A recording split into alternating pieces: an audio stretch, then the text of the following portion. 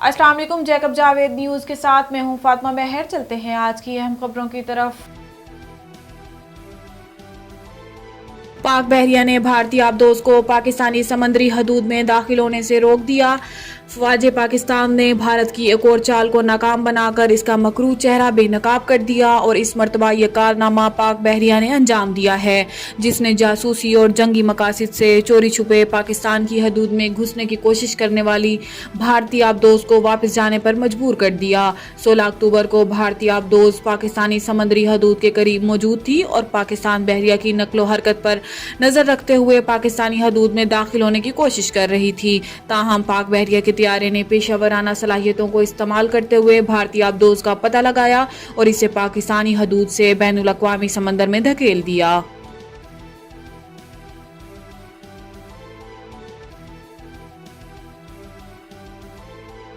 ISI सरबराह का तकर्रुर। Summary वजीर आजम house पहुंच गई। एक मुतल्लिका ओहदेदार ने नाम जाहिर न करने की दरख्वास्त पर इसकी तस्दीक की, ताहम मजीद तफसीलात फराहम नहीं की कि नए DG ISI के लिए समरी में कौन से नाम शामिल हो सकते हैं, लेकिन इशारे ये हैं कि लेफ्टिनेंट जनरल नदीम अहमद अंजुम, जिन्हें 6 अक्टूबर को ISPR की प्रेस रिलीज में DG ISI नामजद किया गया था, मौजूदा लेफ्टिनेंट जनरल फैज हमीद की जगह लेंगे।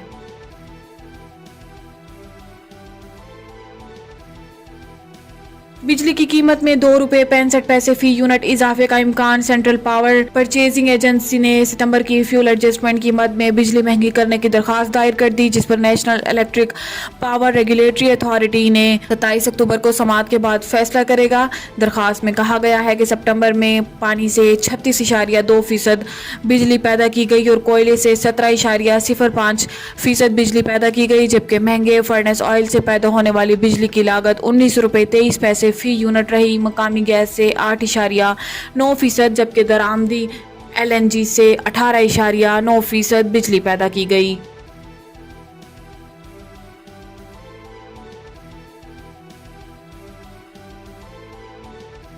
मुल्क भर में जश्न ईद मिलादुन नबी सल्लल्लाहु अलैहि वसल्लम अकीदत व एहतराम के साथ मनाया जा रहा है।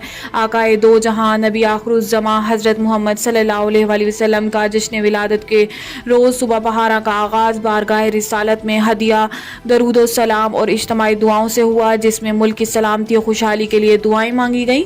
पाक फौज की जानिब से दारुल हुकूमत इस्लामाबाद में 31, जबकि सूबाई दारुल हुकूमतों कराची, लाहौर, पेशावर और क्वेटा में 21 तोपों की सलामी दी गई।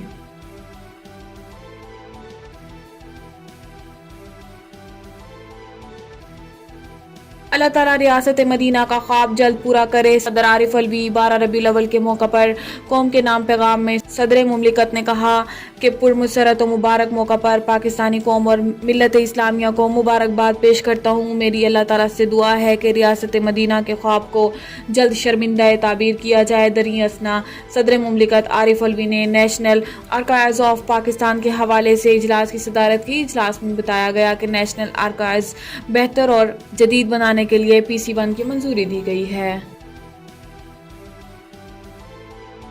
खबरें आपने जानी। मजीद न्यूज़ और अपडेट्स के लिए हमारे साथ रहिए।